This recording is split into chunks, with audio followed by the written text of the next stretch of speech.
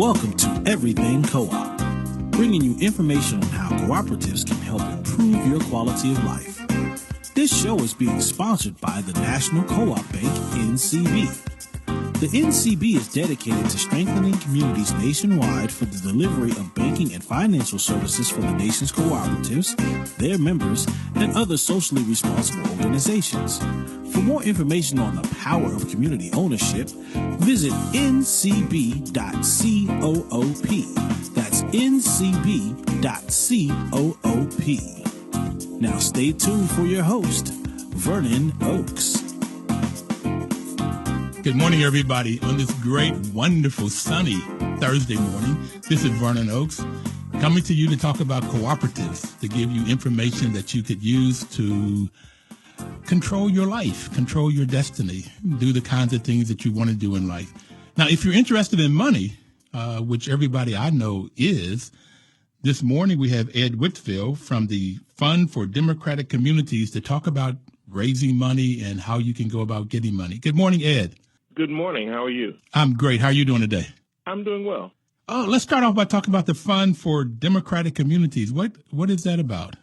We are a small foundation that got started in 2007. Our mission is related to helping to facilitate kind of authentic democratic practice in other social justice organizations as well as directly in communities. And we are particularly involved now in a lot of work around economic justice work to build what we talk about as economic democracy. We're interested in democratizing wealth, finding ways that the enormous riches that have been accumulated as a result of the economic practice over the last many hundreds of years is in some ways made available to people to solve problems inside their own communities and meet human needs and elevate the quality of life. So right now we're involved in a lot of work, particularly in supporting people doing cooperative economic development. We have projects that are here locally. We're located in Greensboro, North Carolina. We have local projects in Greensboro, North Carolina. We have regional projects that we're working on across the South. And we're involved in some really exciting work toward putting together something we're calling the Reparations Loan Fund that will be a way of making available loan money to qualifying projects that are sustainable businesses that are democratically owned and democratically governed. Okay, can we get you to stop a minute because you just said two mouthfuls. And I want to see if we can break it down a little bit so that both I can understand what you're doing and folks that are listening out there. Okay. It's exciting work to me, but you say you're a small foundation. Right. And so you give grants? We make some grants available through mainly through a matching grant program. Most of our grants go out to people who we will match some of the money that they have done through grassroots fundraising. We'll match that one-to-one up to a limit. Again, we're a small foundation, so nobody's going to get their entire operating budget that way. But we can certainly help with some smaller organizations that exist through our matching grant program. And we also do a lot of direct programming work ourselves. Even though we're a foundation, the roots of our foundation were with some activists who don't know how to not be activists. And so we continue our activist work and use the foundation funds to help support that and other people that we're working with directly. Okay, so your foundation Fund for Democratic Communities. So one side of your equation is you help raise monies and you help to get people to know how they can get money. We're not engaged all that much in raising money. Our foundation is endowed with some money, so we don't do any fundraising for the foundation itself. I'm thinking that you'll help your people out there, other organizations, you help them to raise money or show them, give them ideas how to raise money so you can match their grant. Is that? Yeah, we do. We certainly send. There's an organization called that sponsors a conference called GIFT. It's a Grassroots Institute for Fundraising Training. So we have sent people. We have sent people to that. There are some people in this country who are real experts at grassroots fundraising, and so we often send people to that. We've done some workshops on grassroots fundraising ourselves. But again, the main work we do is to help people form businesses, and our main work with that isn't the fundraising side of it. as much as it is the kind of business conceptualization of it and some of the technical assistance connected with actually starting and maintaining a sustainable business. Okay, so I was under the impression you help people to get money. No, not mainly. I'm not sure what. I don't know, but maybe because I like money, and I'm going, let me talk to this man about how we can get money. That's interesting, because when you say you like money, I actually know very few people who actually like money. Most people I know like the things that money can buy. That's the reason for liking money. That's the only reason. It would be a reason. But the liking of money has led to an economy in this country where people try to get investments that will maximize the return so they have more money.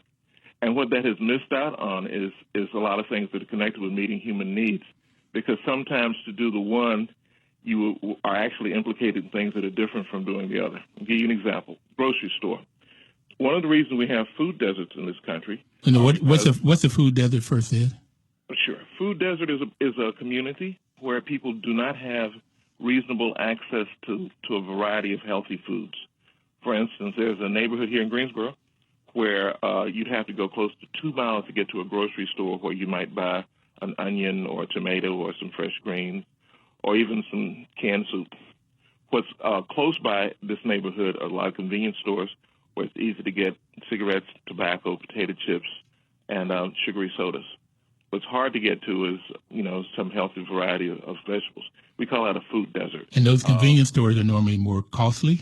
The convenience stores are typically much more costly, and they might have a few food items. They might have milk in there for $5 or $6 a gallon, when you might be able to buy the same milk in a grocery store for $3.99 a gallon.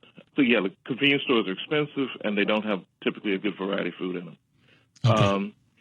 The reason why these communities are food deserts, and often these communities used to have grocery stores in them, is because somebody who liked money wanted to make sure that they put their investment, which might have been in a grocery store, instead into something that could make them more money. So they either consolidated their grocery stores or they got out of groceries altogether and went into electronics and invested in the Pacific Rim, or maybe it was Silicon Valley, I don't know. But they took their investment out of that community. What we're helping people do is to, rather than thinking about how you maximize return on your money, we're helping people to figure out how you maximize the benefit to community. What that community needs is healthy food. And healthy food can be supplied there in a sustainable way that's not going to require any ongoing subsidy. It's not going to require people finding grants for it, because you could run a sustainable, profitable grocery store there. What you couldn't do was run a profitable grocery store there that made the highest amount of money. It would have made enough money to be there and pay decent wages and supply people with healthy food, but it would not have made the highest amount of money you could get on the investment, and therefore the investment went somewhere else. So that's why I'm making this distinction between liking money on the one hand and wanting the things that money can buy, which in this case would be healthy food. So we're helping a community build a grocery store in a neighborhood like the one I described that's going to be able to pay above the typical wages in the area, and it's going to have a variety of healthy food at prices that are comparable or lower than other food stores, because it's not based on how it is that you could make the most money. If you base it on how to make the most money, you would cut into the wages, you would cut into the quality of the food in order to maximize profits. And rather than doing that, we say that the real community benefit here is to have high-quality foods available to people at good prices and provide good jobs. And that's what the effort of the story is. Ed, I really... Small distinction I'm making. No, that's a huge distinction you're making. And I'm glad you're making it early on in this program, because I do like money, and most people like money. And unfortunately, the issue about capitalism, it gets into this thing called greed and maximum return on investment. And you don't know me very well, but I got an MBA, and in getting that MBA, it seemed like all of the decisions were based on how do you maximize shareholder return. Sure. And not all of the other things that you're talking about. How do you make sure that you got fair wages for your employees and you're taking care of them? And how do you get the best product to your customers? How do you supply food to a community? They may have taken their store and moved it across town, where there was growth and people had more money and so forth, and they could make a higher return across town and not in that particular neighborhood. So that distinction is huge, and I'm glad you brought it up so early, and also the distinction between what your organization does in helping people create businesses that benefit all of these other goals besides just making money. The money's important. You can't have it has to be a sustainable business, or you're out of business, or you're not doing anything after a while. And the other thing is the question of democratic ownership and democratic control. One of the things that typical businesses do, businesses that are not cooperative businesses, for instance, one of the things they do is have a pretty hierarchical structure, pretty top-down. The chief owners, or the people who have the most money in it, have the most say about exactly what's going to happen, and they will get the most benefit out of it.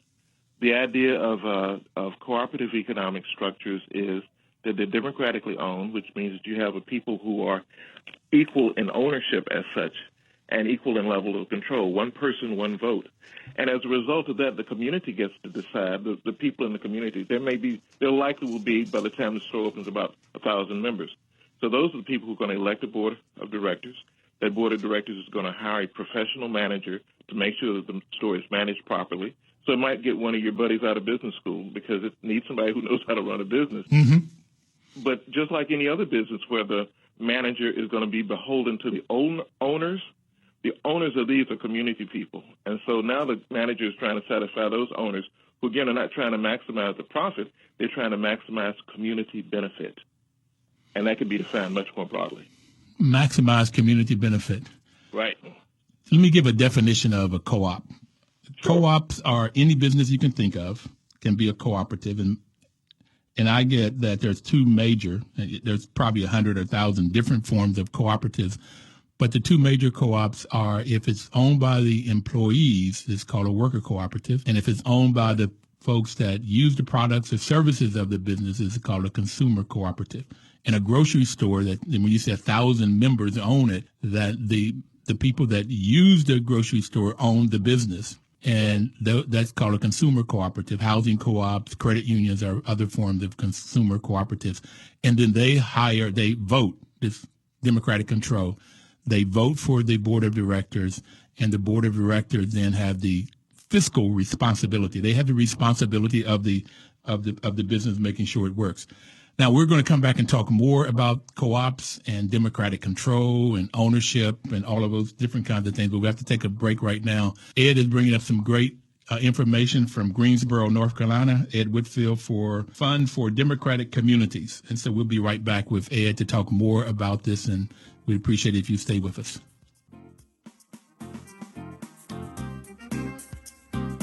News updates on the web at WOLDCnews.com.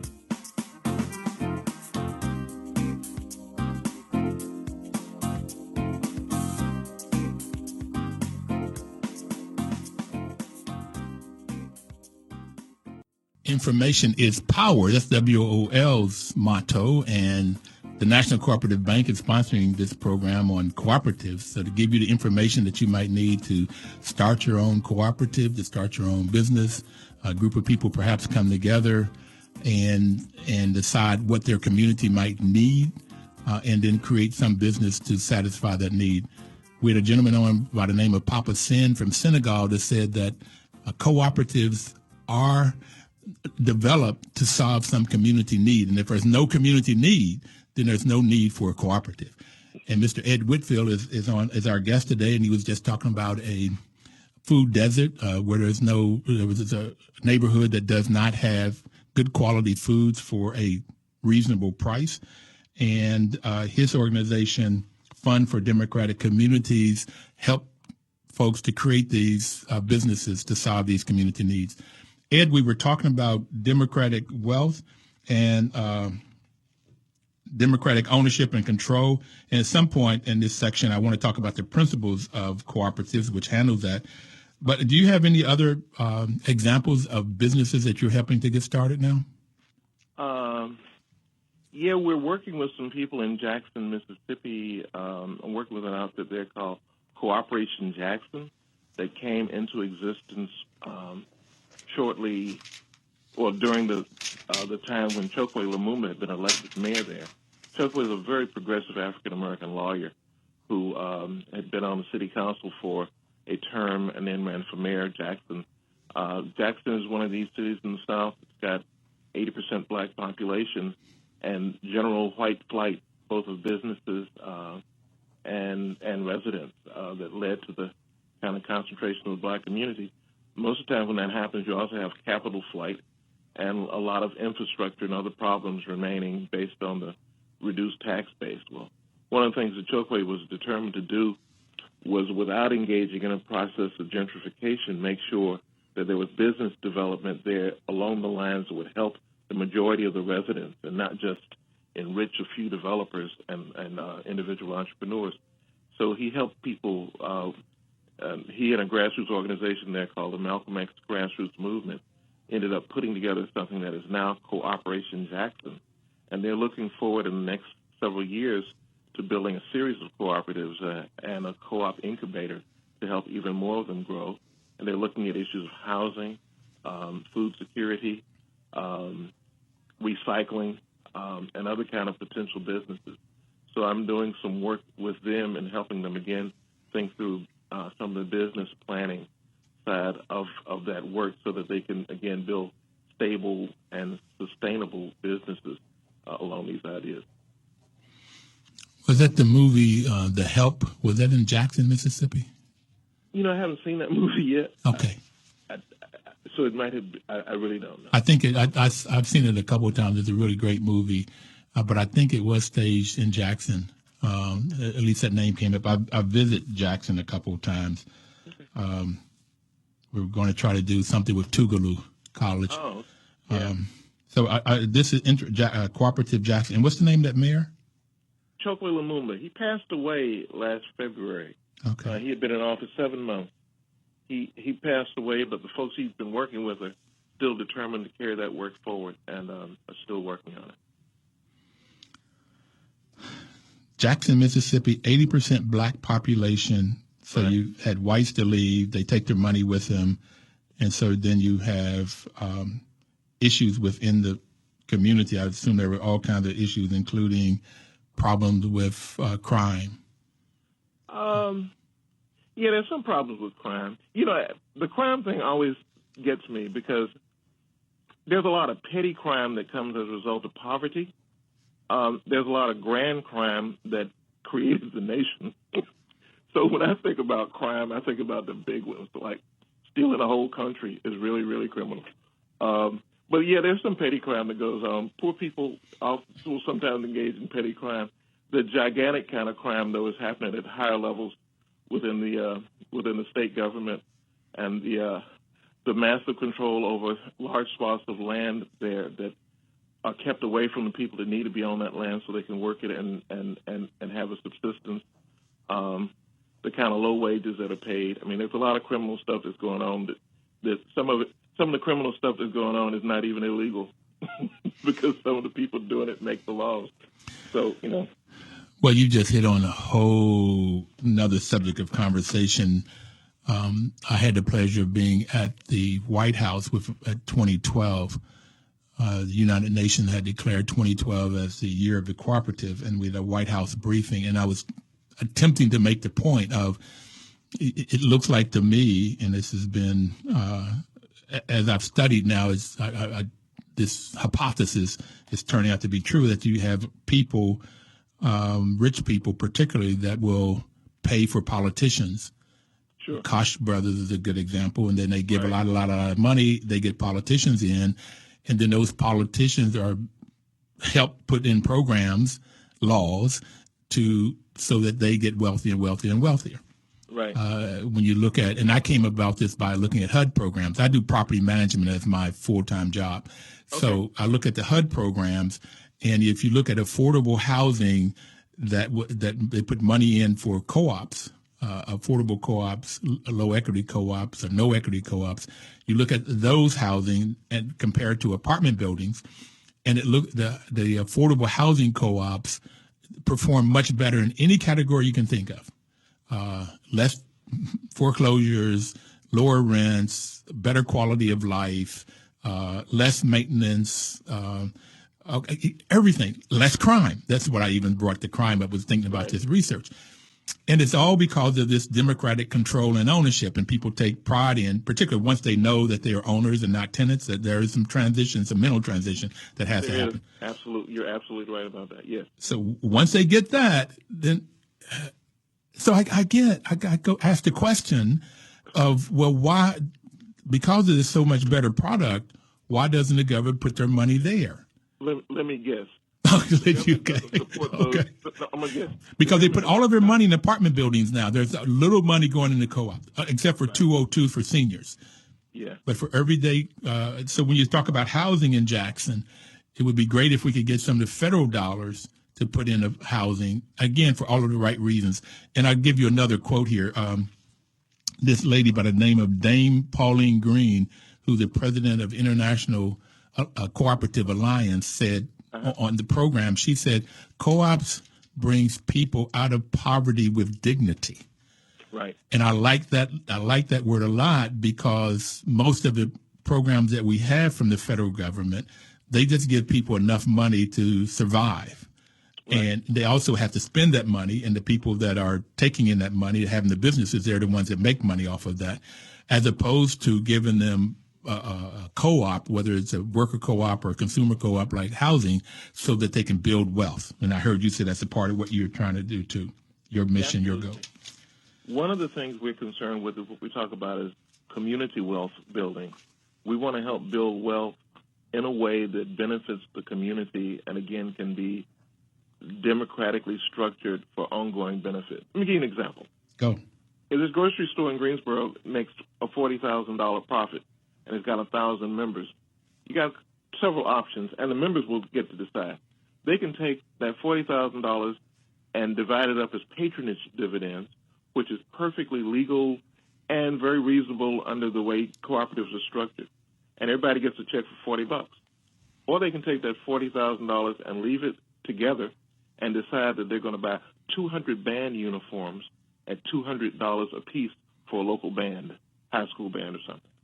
Now, I think that the community impact of 1,000 people getting a check for $40, which will afford them to go get one good meal, one fancy meal, that's all you get out of that, or buy the whole band uniforms that are going to last for several years for a couple of hundred young people and make them a whole lot more proud about being in school every day. I think that, those have different kind of impacts. And so this whole question of what does it mean when we democratically start thinking about the wealth in our community and how we can use it in the community to maximize benefit? That I think is a really important thrust of some of that mental shift that you're talking about. When you become an owner and I get a chance to decide what happens to the profit in my business. Now, you could have ever so benevolent a developer come in and build that store. And when that $40,000 profit comes to him, he knows it's his money. I mean, that's end of discussion. And he'll either buy another room in a beach house, because $40,000 won't buy you a whole beach house anymore. But he could add a room onto his beach house, or he can take it and buy part of a fancy car, because $40,000 won't even buy you a fancy car anymore. But he can take it. Yep. It's his. When it's the communities, then I think we start talking about community benefit, and that whole sense of democratic control is like, we got a store, it's still paying good wages. Ed, we've got to take another break, and we're going to come back on this subject of building wealth for the community. We'll be right back. Sure.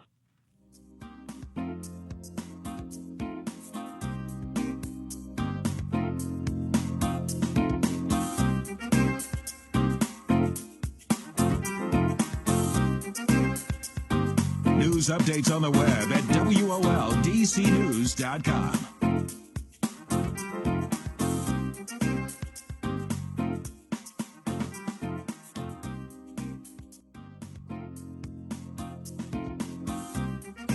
Welcome back this morning, and it's sunny here.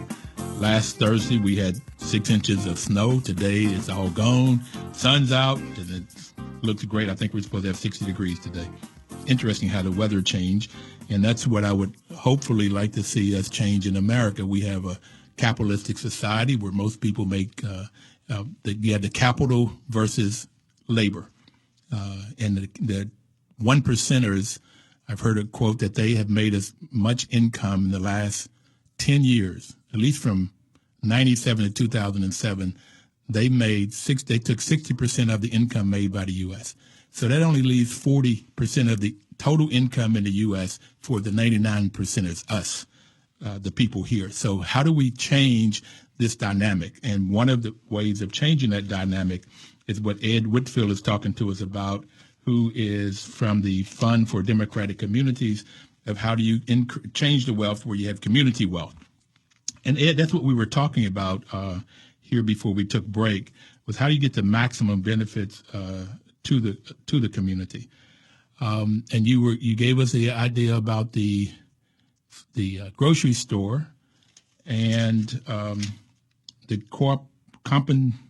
cooperative Jackson, which is fascinating. I'd like to get down there and get some of those people on the program too.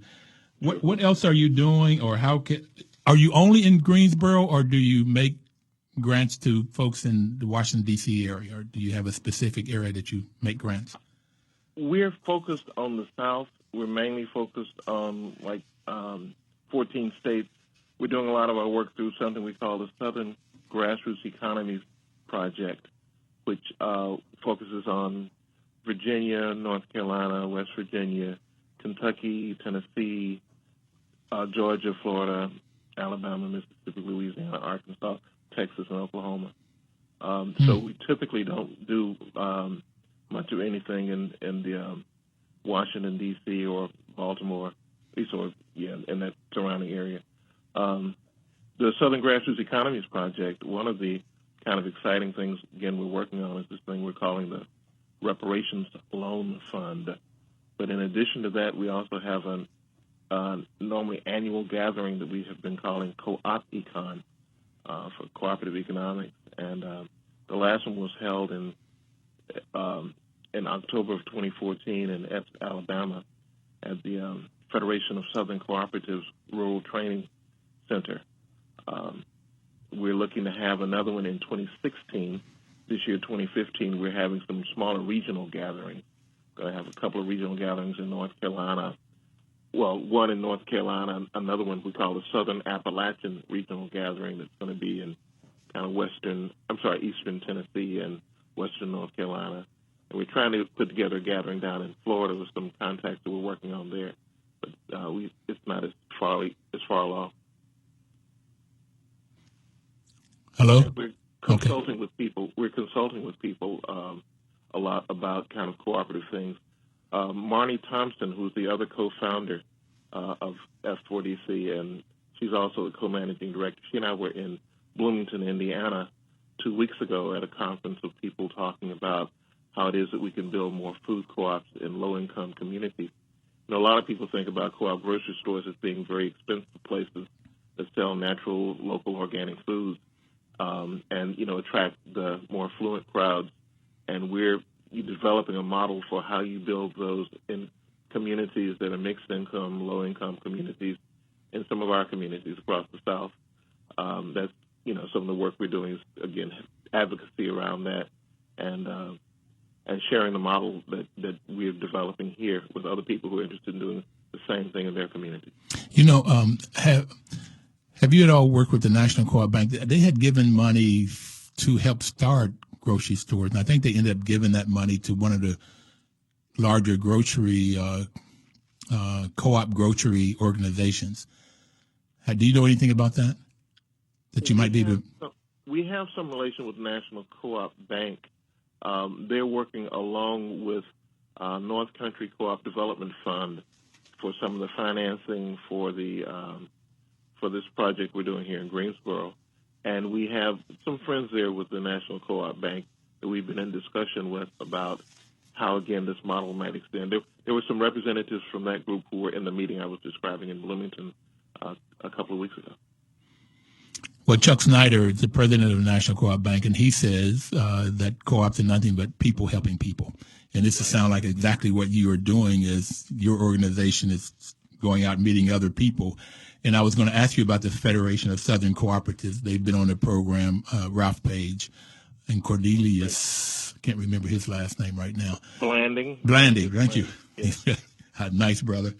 Yeah, I just talked to him a couple of days ago.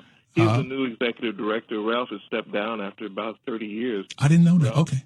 Ralph did a great job over his tenure there, and he's passed it on to Cornelius, who is as of March 1st, Cornelius is the new executive director there, and we're looking for some great things to continue from that organization. It grew out of the civil rights movement directly. It's a really impressive story. What I've had a gentleman by the name of David Thompson on this program, and he was the first one to introduce me to the civil rights, the influence of cooperatives on the civil rights movement, going back to Frederick Douglass, W.E.B. Du Bois, and all the way through Martin Luther King and Rosa Parks, and the Federation of Southern Co-ops was very much a part of his conversation. And then Dr. Jessica Gordon Nimrod has written written a book, and it's a fascinating book about this history that you're talking about. And she said that the first two things that she found out was that this history was hidden or forgotten, and how broad and depth this history is of cooperatives in the Black community. That's also amazing to me of who's writing the history books and what they put in them and what they take out of them. But yeah, there's a lot that gets left out. I'm reading a couple of fascinating pieces of history that go back into the 19th century and before. There's a book, The Half Has Never Been Told, by a historian named Edward Baptist, that talks about kind of the development of the South and its relation to the country. And it is an altogether different history than what I got in high school. It's an amazing story of the role that slavery played in the early development of capitalism in this country. And a lot of people, I don't think, have any real appreciation for the central role that it played in that early accumulation of what is now the basis of wealth throughout this nation. Which is why the issue of reparations is such a real and practical issue.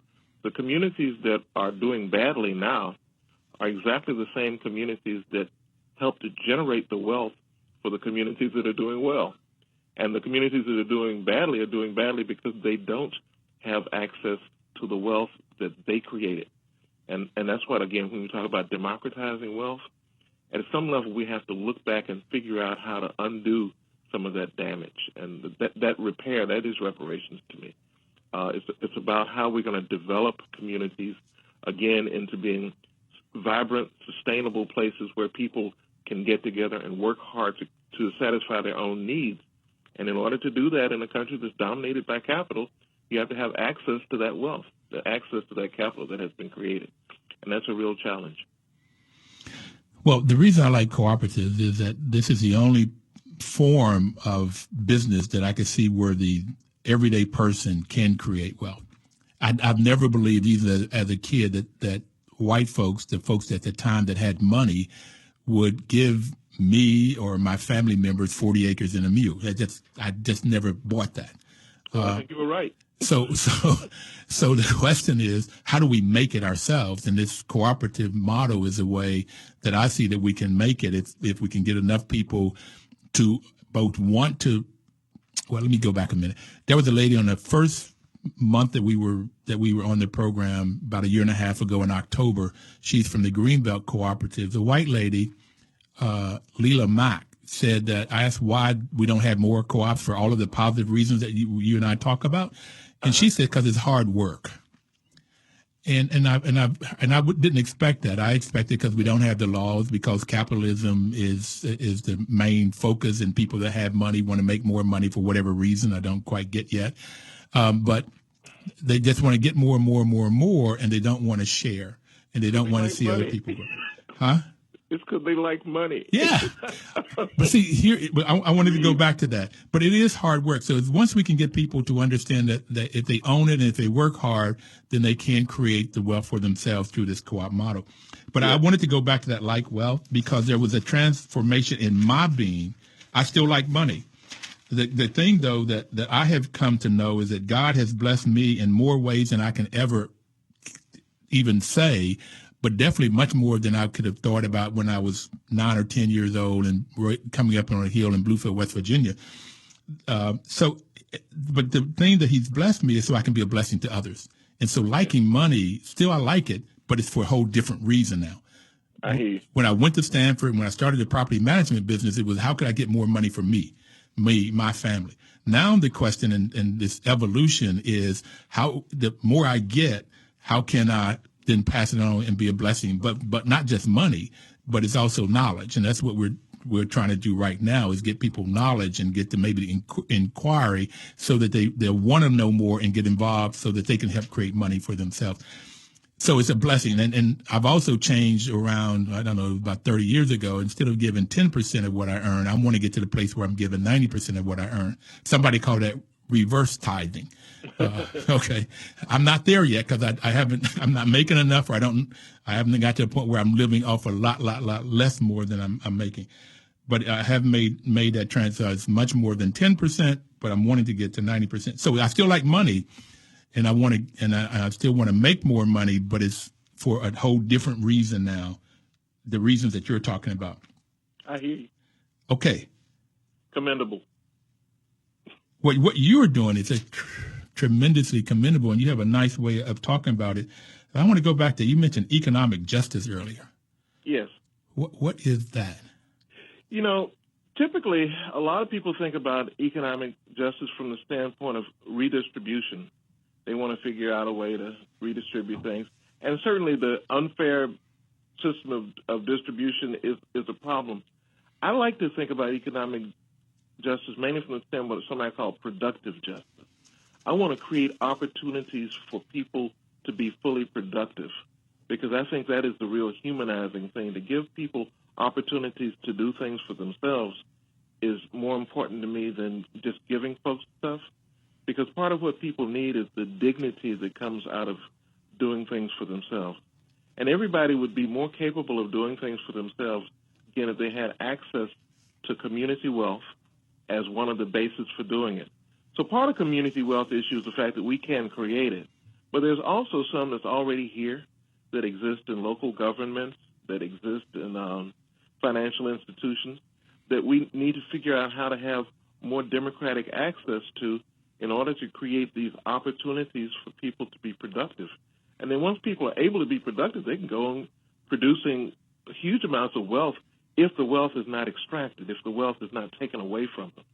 Somebody did a study a few years ago of a typical McDonald's franchise and found out that 70% of the wealth created by the labor of folk who work at the store leaves the community. Mm-hmm. And so if the wealth is constantly being sucked out of the community, we can create job after job after job, and still we're not, the jobs are basically the money that you need to live and eat on and stuff. What's happening to the profits? That is the issue. And that's where cooperatives, again, come in, because the profits are owned by the owners, and we're talking about building structures where the profits stay in the community. That's all the difference in the world.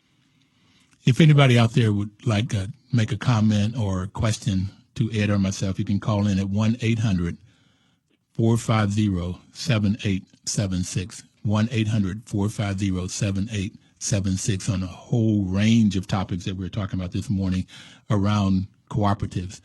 And we'll be right back. We're going to take another break. And when we come back, I do want to start off by talking about the principles of co-ops, which we've already mentioned a lot of them in this conversation so far.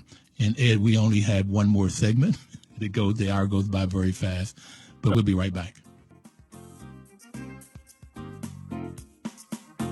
News updates on the web at WOLDCnews.com.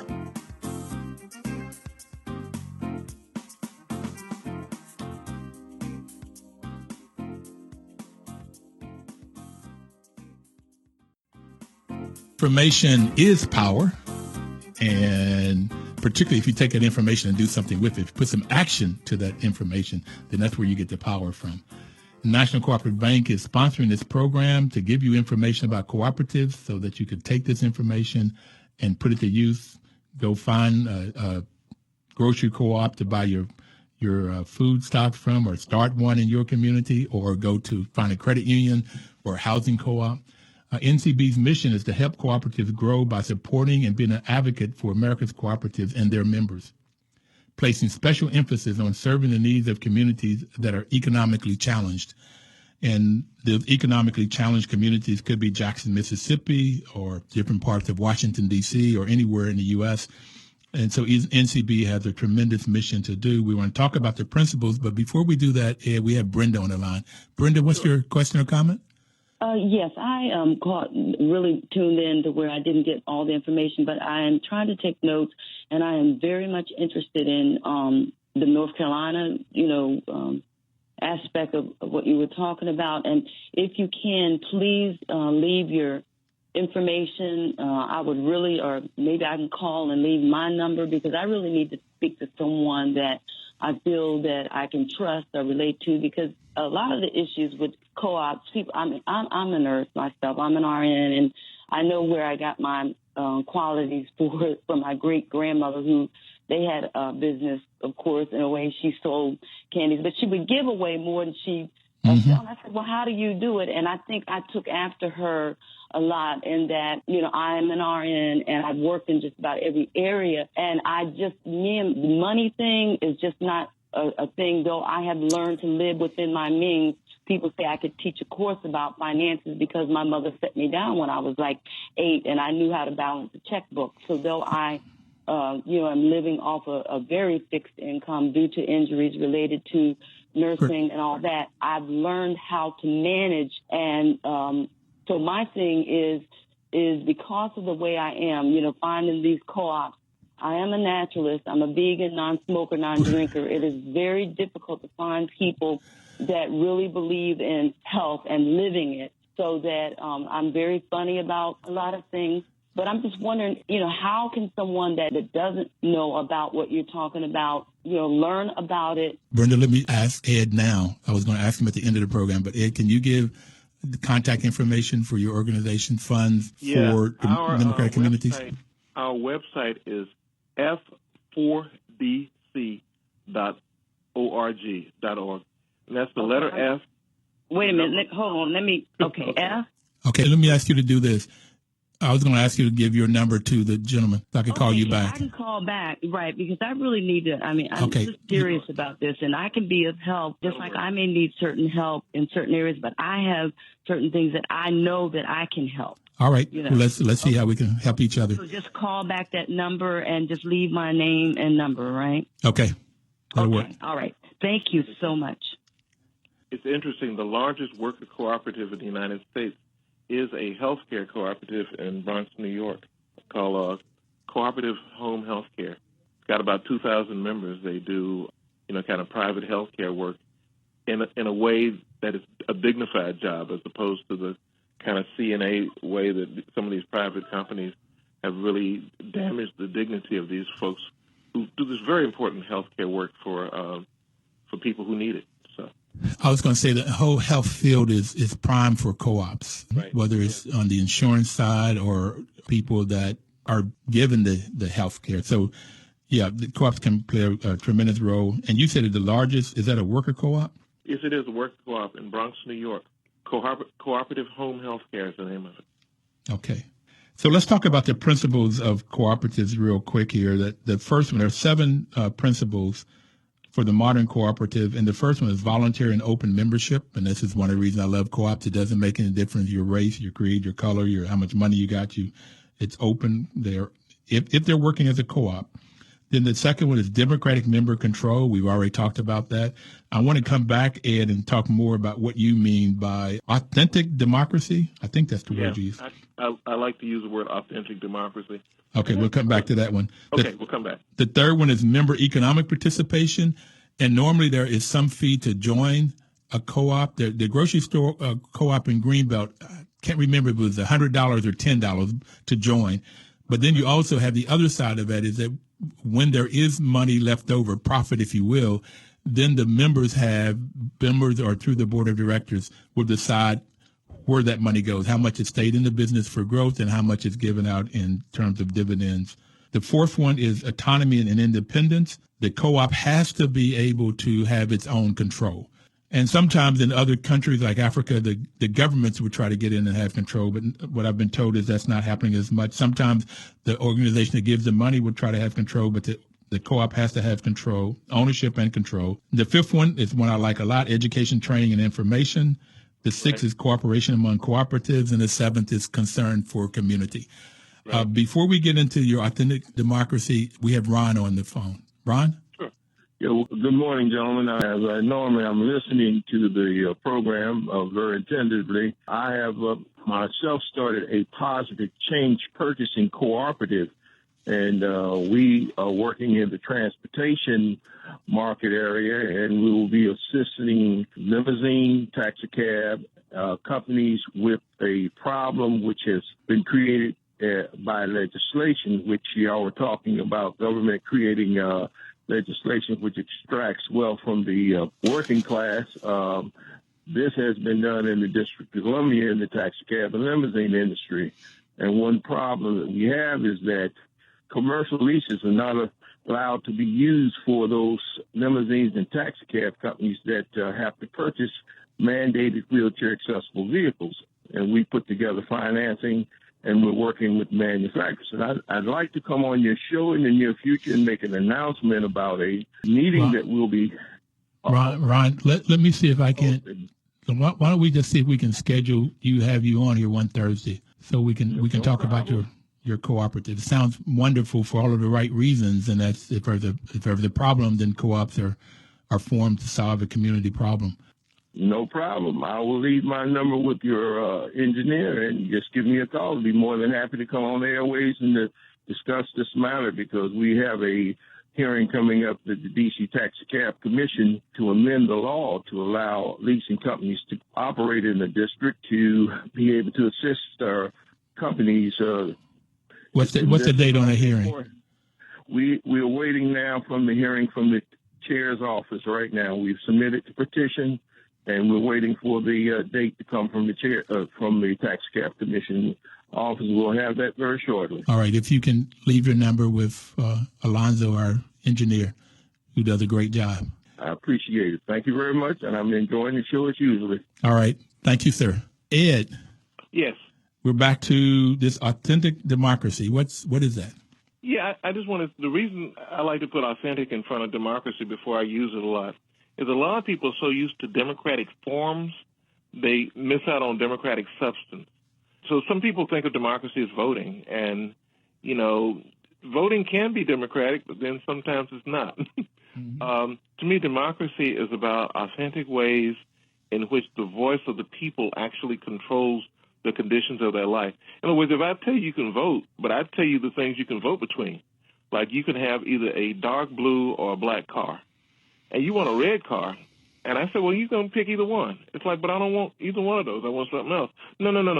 Your choice is between dark blue and black. I told you what you can pick between. Do that, and be democratic. That's not authentic democracy. Authentic democracy isn't just about choosing between alternatives other people give you. It also has to do with creating alternatives yourself. And the last thing I want to say is that often authentic democracy is as much in how people can come together and think together as it is in how people register their opinions. In other words, I can already have an opinion, you can have an opinion, and because we grew up differently, and you were in West Virginia, I was in Arkansas growing up. Mm-hmm. And so, you know, the worlds we saw were somewhat different, and we come together with our already set ideas that grew out of our own experiences. For it to be democratic and something that's going to come from the both of us, we have to learn how to think together, not just come in and register the opinion we already had and then get mad when it doesn't go our way. So this thinking together is, again, a piece of authentic democracy that we find it very important to promote in the work that we do. And we've told, there's a little formulation for it I call SASH, which means that authentic democracy has the spirit, the art, the science, and the habits of democracy all folded into one. Spirit, art, science, and habits of democracy have to be in place before it's authentic. I thank you for that. I wrote it down. I got it. We only have about 30 seconds. So would you give your webpage again? Yeah, our webpage is f4dc.org. The letter F, the number 4, the letter D, the letter C.org. O-R-G. Yes. We're out of time. I could spend another hour with you. I've learned a lot. I appreciate it. We'd love to have you on another time. Keep being here. Just give us a call. We'd be glad to do it. And I would like for you to, I'd like to get on your list so I can know when these programs are. And I would like to see if I can become involved in them too. Thanks a lot, sir. That'd be great. All right. Thank you so much. Take care. Bye. All right. Bye.